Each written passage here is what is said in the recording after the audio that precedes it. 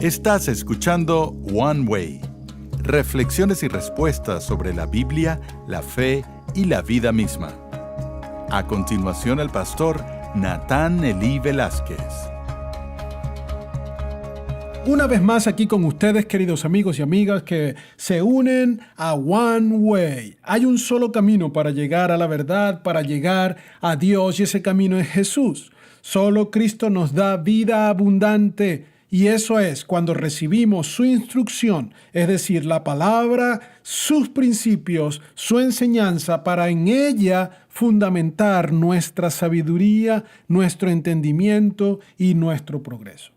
Como ustedes bien conocen, el deseo de este espacio, a través del blog, a través del podcast, a través de la página de Facebook, a través del Twitter, a través del Instagram, es poder ayudarnos a pensar bíblicamente. Y eso es preguntándonos qué dice Dios en la Biblia acerca de este o aquel tema. El tema que hoy nos llama a la reflexión es curioso. Puedo decir que quizás es uno de los más complejos, pero extraños, inclinados hacia lo divertido. Y es tratar de entender lo que la Biblia enseña sobre ángeles y sobre demonios, sobre esos seres espirituales que existen. No podemos ocultar la realidad de que hay un ambiente y hay un ámbito espiritual alrededor nuestro. Pareciera ser una declaración de una película de Hollywood. Pareciera ser un pensamiento dirigido o motivado por algún tipo de artista creativo, pero no. La Biblia nos enseña que sí hay un mundo espiritual y que en ese mundo espiritual el hombre también tiene una función y que nosotros debemos reconocer esas verdades para vivir de la mejor manera. Les invito a que podamos analizar entonces algunas verdades que en la Biblia podemos conseguir. Primero, tenemos claro y entendido que los ángeles son seres espirituales. Y los ángeles, todos creados al mismo tiempo con una naturaleza espiritual, quiere decir que no tienen cuerpo, no tienen físicamente un cuerpo. Mateo 22:30 nos revela como el mismo Señor Jesús dijo que ellos no se casan, que están en el cielo, que no se dan en matrimonio, ellos no tienen relaciones sexuales, ellos no tienen un cuerpo físico. Ser un espíritu implica no tener materia. Ahora bien, en la Biblia se nos muestra que ellos hacen lo que los teólogos llaman angelofanías. ¿Y qué quiere decir ese término tan extraño? Que sencillamente aparecen y se muestran como un ser humano y en algunos momentos pueden tener un cuerpo material con el cual se dan a conocer. Vemos ejemplos básicos en la Biblia como cuando Gabriel se apareció para hablar con María y para hablar con José. Y así vamos a encontrar una y otra vez distintas manifestaciones a todo lo largo del Antiguo Testamento y del Nuevo Testamento donde ángeles tomaron temporalmente, y ese es el secreto de este entendimiento, temporalmente asumen el uso de un cuerpo material para poder cumplir con su función. ¿Y cuál es su función? La Biblia dice que los ángeles están para servir a Dios.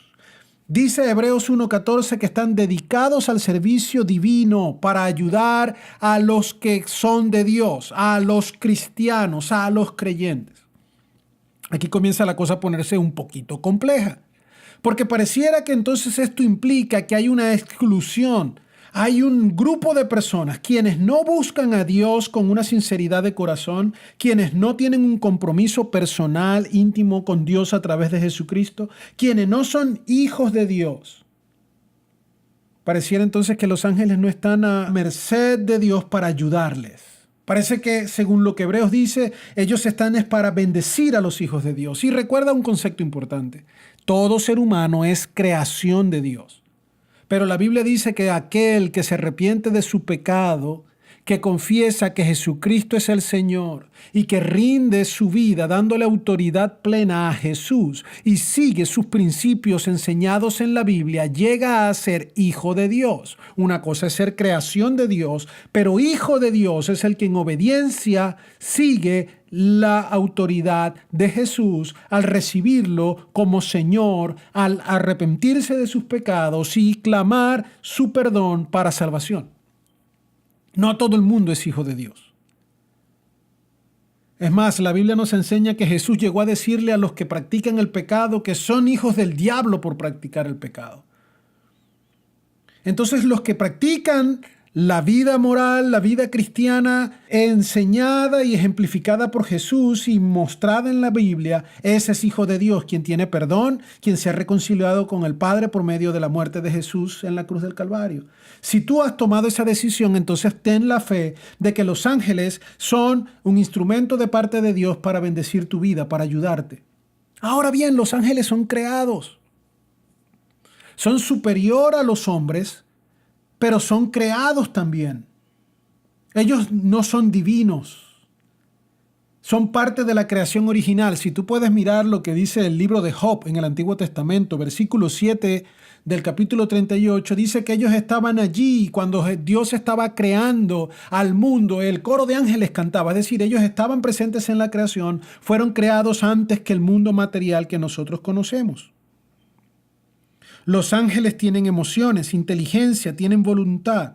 Los ángeles toman decisiones. Los ángeles piensan, por eso ellos pueden decidir obedecer o desobedecer. Y ahí comienza la cosa a ponerse bien compleja, porque recuerda que Satanás era un ángel que decidió rebelarse porque pretendía ser igual a Dios. Y al rebelarse fue condenado y fue sacado del cielo. Y junto con él se fueron del cielo ángeles que también se rebelaron contra Dios y que con esa condición espiritual ahora son conocidos como demonios. Es decir, ellos decidieron rebelarse.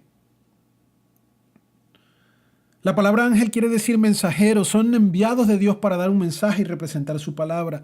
Los demonios tienen ahora una función de representar a su señor, que es el diablo, que es Satanás. Tanto los ángeles como los demonios son espíritu porque, como ya dijimos, ellos son espirituales. Encontramos a lo largo del Nuevo Testamento referencia a que son invisibles, como en Colosenses 1:16. A Pablo hablando en Efesios 6:12 de que tenemos una lucha no contra humanos, sino contra huestes de maldad, principados, potestades, aquellas cosas en el ambiente que Satanás utiliza para poder dañarnos. Dios usa a los ángeles para dar mensajes. Algo curioso es que cuando tú lees Gálatas, el apóstol Pablo le escribe a los de Galacia, versículo 19 del capítulo 3, dice que la ley, los 10 mandamientos que tú y yo conocemos, le fueron dados a Moisés. ¿Recuerdas? En el monte Sinaí, Dios le dio la ley a Moisés. Pero dice Gálatas que la ley le fue entregada por medio de ángeles. Es decir, ellos son lleva y trae, ellos dan un mensaje, ellos representan a Dios, ellos están para poder bendecirnos. Son inmortales. Lucas 20:36 dice que no mueren. Fueron creados sin cuerpo y son espíritu, así como nuestro espíritu no muere. Por eso cuando nos toca morir es porque nuestro cuerpo ya se desgasta y entonces el alma pasa a la eternidad.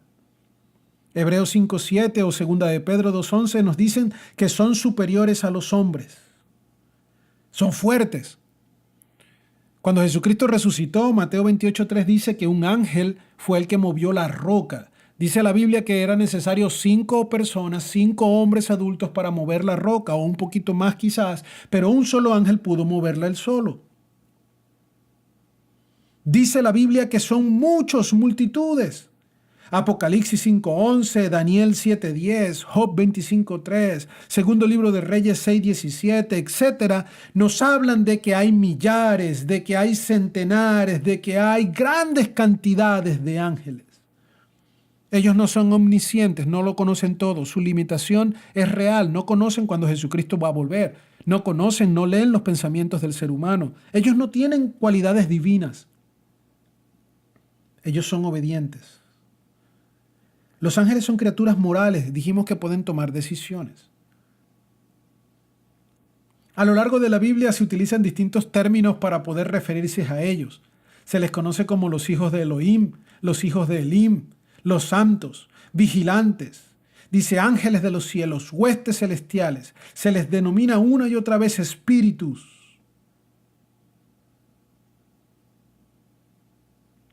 Sabemos que de alguna u otra manera los demonios son principados, potestades, autoridades, dominios, tronos. Bien extraño. La función de los ángeles de cuidar a los hijos de Dios los determina como guardianes. Y ahí viene uno de los temas más curiosos y más, no sé, apegados a nuestra cultura será o a nuestra ideología. Hay una tendencia a pensar en un ángel guardián, es decir, que cada uno de nosotros tiene un angelito que nos cuida desde el cielo.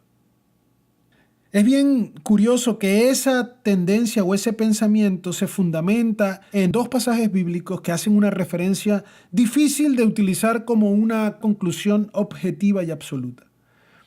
Mateo 18:10 hace referencia a que Jesús dijo que los ángeles de estos, refiriéndose a unos niños, están mirando desde el cielo.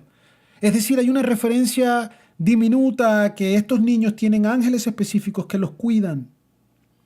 Y luego en Hechos 12:15, cuando Pedro es rescatado de la cárcel por un ángel, llega a la casa donde estaban en el aposento alto los discípulos y Rode sale ante el hecho de que Pedro toca la puerta, y cuando ella escucha que es la voz de Pedro, le dice a los discípulos, es Pedro que está allí. Ellos estaban orando para que Dios lo liberara, pero ahora que él está libre, ellos no pueden creer que realmente Dios hizo el milagro.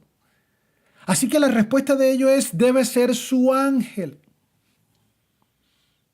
En los primeros siglos de la iglesia cristiana, algunos de los padres de la iglesia en sus escritos hacían referencia a que los discípulos creían esa teoría de que cada uno de los hijos de Dios tiene un ángel que lo cuida.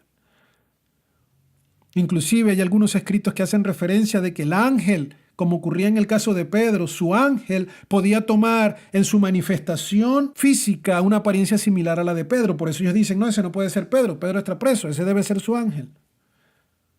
Amigo, amiga que me escuchas, hermano en Cristo que me escuchas, solo puedo decirte que yo solo sé que no sé nada. Me da curiosidad y cuando llegue al cielo, una de las primeras cosas que le preguntaré al Señor es eso. Papá, ¿cómo es aquello de los ángeles guardianes? ¿De verdad eran así o no eran así? ¿Teníamos o no algunos ángeles que podían estar presentes en nuestras vidas cuidándonos? Me gusta creer que sí, pero no puedo enseñarlo como una doctrina rotunda, porque hay más preguntas que respuestas. Pero fíjate algo curioso. En el caso de lo opuesto, de los demonios, encontramos que muchas veces las enfermedades que tenían algunas personas que Jesús sanó eran consecuencia de la presencia de demonios. Encontramos que algunos que no tenían a Dios en su vida activamente podían ser poseídos por demonios. Segunda de Pedro 2:4, Judas 6, hacen algunas referencias a esto. Por lo tanto, me hace pensar que si los seres espirituales negativos, malvados, pueden influenciar y pueden estar presentes trayendo algún efecto negativo en la vida de un individuo, ¿por qué no poder creer que los ángeles pueden estar también para traer un efecto positivo? Repito, me gusta pensar de esa manera, porque toda la ayuda que yo pueda recibir la acepto con los brazos abiertos.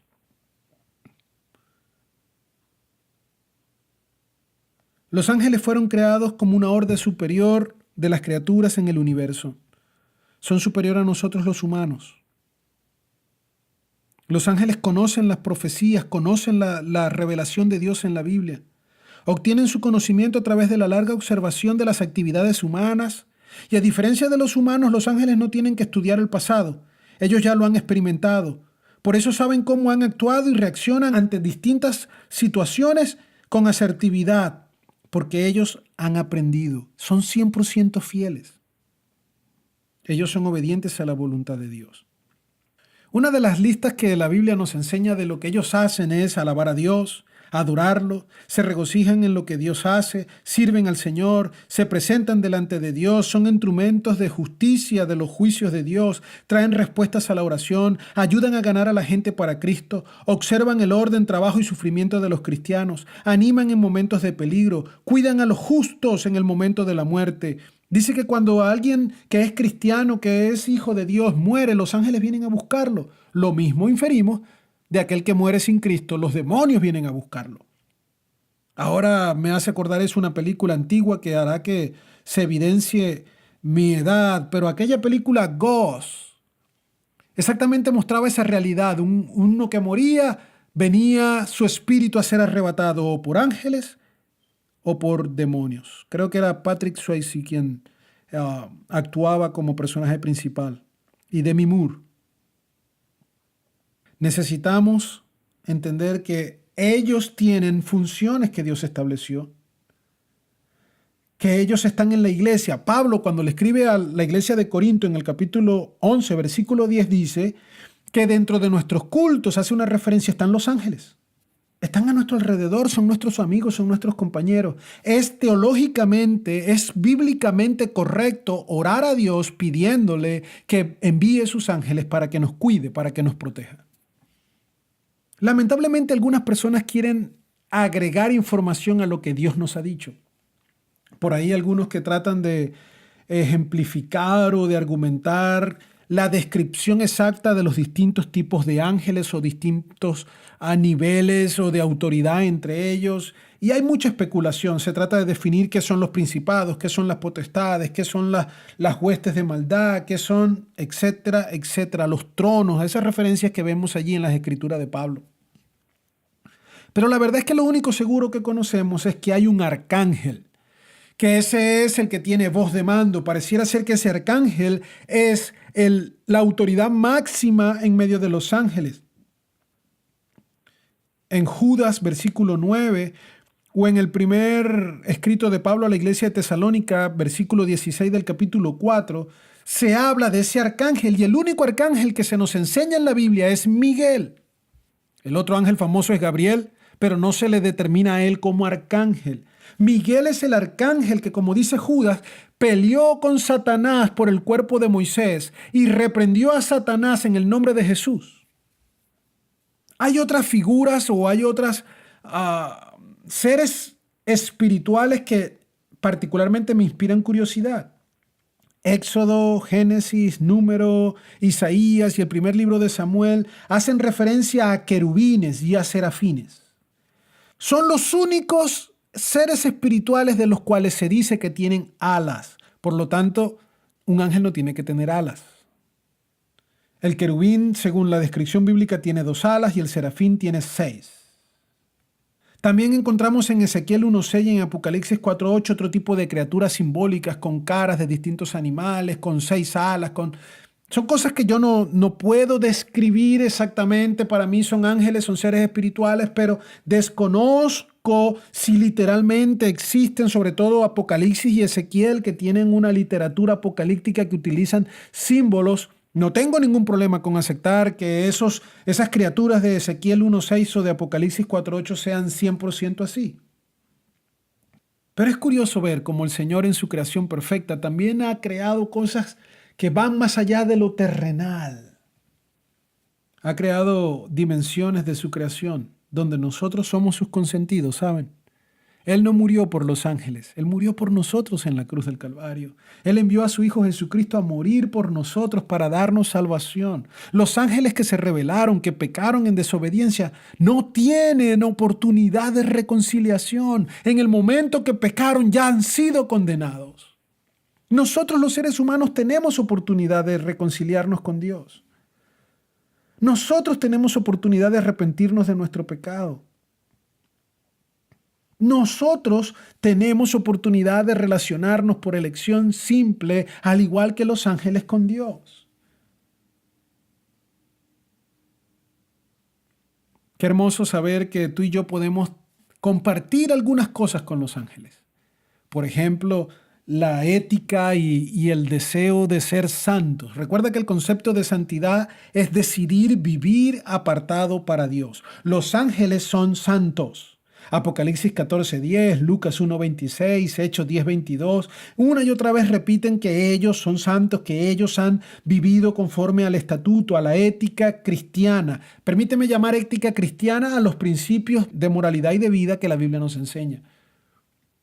Algunos enseñan por ahí que no, los niños son angelitos que se hacen niños porque nos escogen. No, eso no lo dice la Biblia.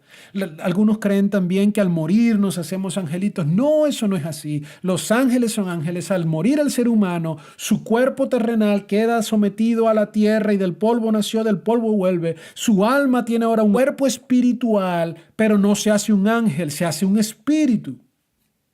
Por alguna razón se ha hecho famosa la idea de que los ángeles todos son blanquitos, ojos verdes. Por ahí hasta se hace chiste con aquella idea de un angelito negro, morenito. Por aquí se habla del demonio y del angelito para referir al ser humano que se comporta bien, o la oveja negra de la familia. Ese es un diablito, ese es un demonio. O no, este niño o esta niña es un angelito porque sigue instrucciones, porque obedece. Sabemos que esa es la realidad del mundo espiritual. Lo más hermoso es que no tenemos que pretender ser ángeles. Nosotros tenemos la categoría y la oportunidad de ser hijos de Dios. Si tú reconoces que en tu vida hay error, si tú reconoces que en tu vida hay pecado y el pecado es desobediencia ante la voluntad y los designios de Dios, si hay transgresión a lo que Dios ha pedido, tú tienes la oportunidad de arrepentirte, y arrepentirte es decidir, reconocer tu error y proceder a vivir ahora de una forma distinta, es decir, correcta. Eso te hace ser hijo de Dios. Pensar bíblicamente es abrazar a Jesucristo como el camino para poder llegar al Padre.